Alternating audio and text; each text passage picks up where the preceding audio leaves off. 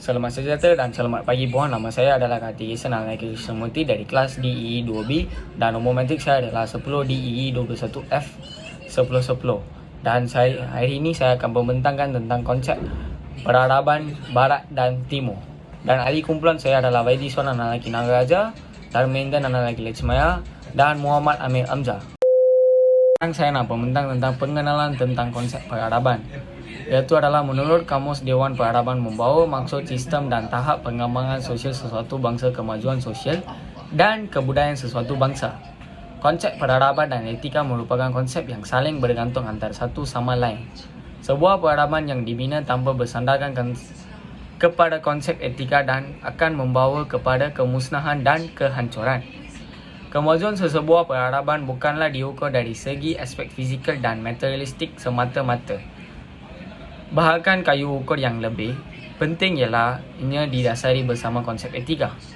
Sebagai peradaban tahap perkembangan masyarakat manusia, yang paling maju juga disebutkan di mana keadaan kebangsaan dan barbarisme ada.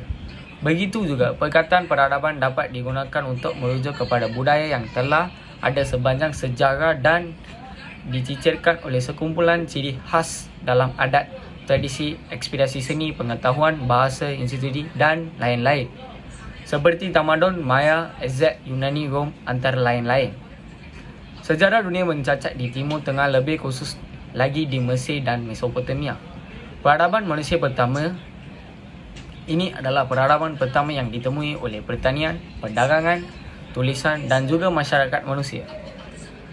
Yang pertama yang secara administratif diatur oleh undang-undang dan peraturan untuk berfungsi dengan baik. Mereka dicicirkan antara lain dengan menjadi peradaban sungai, iaitu mereka muncul di sekitar lembah sungai-sungai besar. Sungai Nil untuk orang Mesir dan Sungai Tigris dan Efrat untuk Mesopotamia. Sekarang saya akan menerangkan tentang soalan A. Tapi saya telah terpisahkan soalan ini kepada dua, iaitu sejarah kemasukan Portugis ke Tanah Melayu dan faktor kemasukan Portugis ke Tanah Melayu. Yang pertama sekarang saya akan cakap tentang sejarah kemasukan Portugis ke Tanah Melayu adalah kota Melaka telah berjaya ditawan oleh Portugis pada tahun 1511. Secara keseluruhannya, Portugis berjaya menduduki Melaka selama 130 tahun. Alfonso de Albuquerque merupakan viceroy yang bertanggungjawab untuk menyusunkan sistem pentadbiran Portugis di Melaka. Sistem pentadbiran yang diamalkan oleh Portugis adalah berbentuk militeri atau ketenteraan.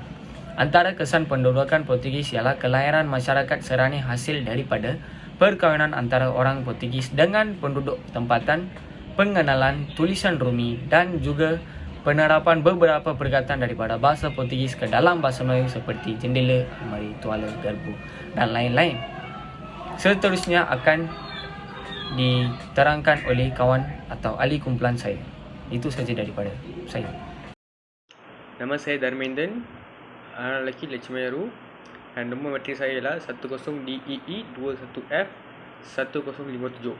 Okey, saya ingin menerangkan tentang faktor-faktor kemasukan Portugis ke Tanah Melayu.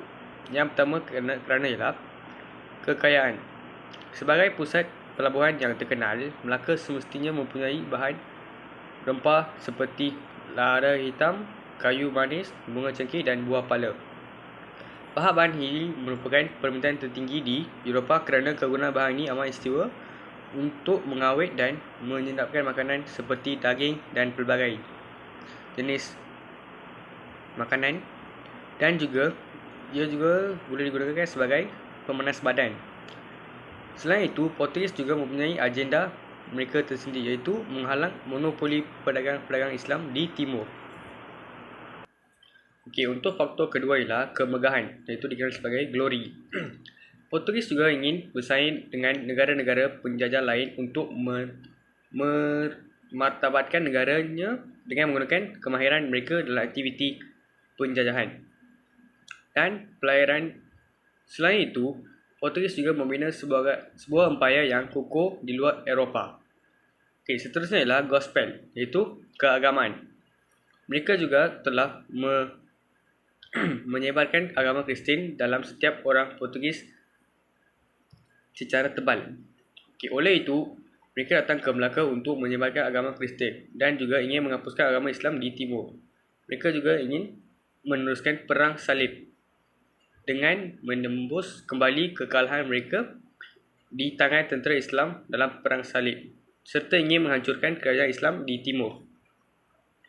Selain itu, faktor kemaksudkan yang terakhir ialah galakan putera Henry, iaitu pada tahun 1394 sehingga 1460. Putera Henry dipercaya bahawa semua pelayan negaranya mampu memperluaskan empayar Portugis di luar Eropah. Oleh itu, beliau telah mendirikan sebuah pelayaran di Portugis sebagai galakan untuk rakyatnya pergi berlayar, dan terbukti galakan Henry telah berjaya mendapat sambutan oleh rakyatnya. Antara kejayaan-kejayaan pelayaran yang telah tercapai ialah pada tahun 1488, Bartolomé Diaz telah sampai ke Tanjung Harapan, dan pada tahun 1498, Vasco da Gama telah sampai ke India, dan juga pada tahun 1509,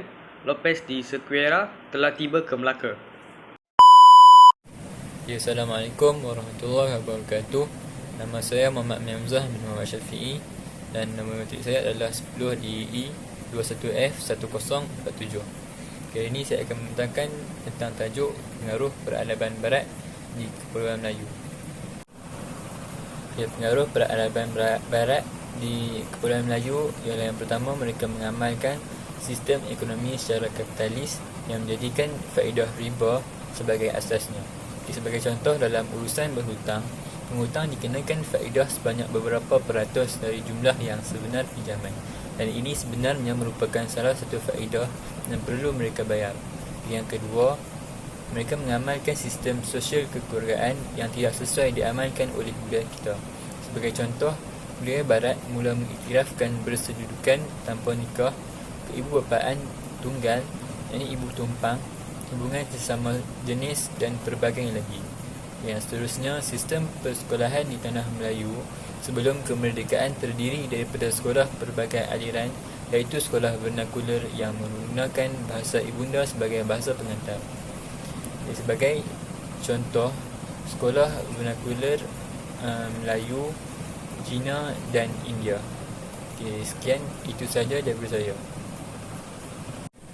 Dipersilakan pembentang yang seterusnya. Saya Itiswaran Nagaraja akan membincangkan 3 pengaruh peradaban Timur Tengah ke Kepulauan Melayu berserta contoh. Pertamanya, membawa perubahan secara langsung, merubah corak kehidupan masyarakat ke arah yang lebih baik berpandukan Al-Quran dan Al-Sunnah. Yang kedua, Islam menyuruh umatnya supaya berusaha bersungguh-sungguh mencari rezeki yang halal agar disenangi dan dihormati oleh semua orang. Contohnya, jika gagal sekalipun, Islam menyuruh umatnya agar tabah dan sabar serta menghargai nyawa yang diberikan oleh Allah dan reda dengan ketentunya, bukannya berputus asa dan membunuh diri. Yang ketiga, Islam telah membawa perubahan yang besar dan ketara dalam perubahan kepercayaan dan corak pemikirannya masyarakat alam Melayu. Contohnya, membawa unsur-unsur yang rasional, intelektual dan logik akal, di mana mereka diajar supaya mempercayai Tuhan, iaitu Allah yang Maha Esa. Sekarang saya akan huraikan 3 perbandingan antara pengaruh Timur Tengah dan Barat di negara kita. Ciri-ciri iaitu kehidupan, sistem tulisan dan organisasi sosial. Di tamadun Islam, kehidupannya menggairahkan kota atau bandar sebagai tempat bermulanya tamadun. Manakala di tamadun Barat, hidup menetap bahawa kepada kelahiran bandar dan seterusnya negara. Selain itu, sistem tulisan. Sistem tulisan di tamadun Islam cepatkan proses menyebarkan kebudayaan Islam yang memberi kesan terhadap perubahan dalam semua aspek kehidupan manusia. Manakala di tamadun barat dicipta dalam memenuhi keperluan kehidupan seperti untuk merekod sesuatu dengan menggunakan simbol-simbol tertentu. Dan yang ketiga, organisasi sosial. Organisasi sosial di tamadun Islam ialah keadilan amat penting dalam kehidupan masyarakat Islam. Islam lebih menekankan perfahaman taras antara sesama manusia. Manakala organisasi sosial di tamadun barat lahir apabila manusia hidup bermasyarakat bagi memenuhi keperluan hidup. Mereka terpaksa bergantung di antara satu sama lain. Itu saja dari kumpulan saya. Sekian, terima kasih.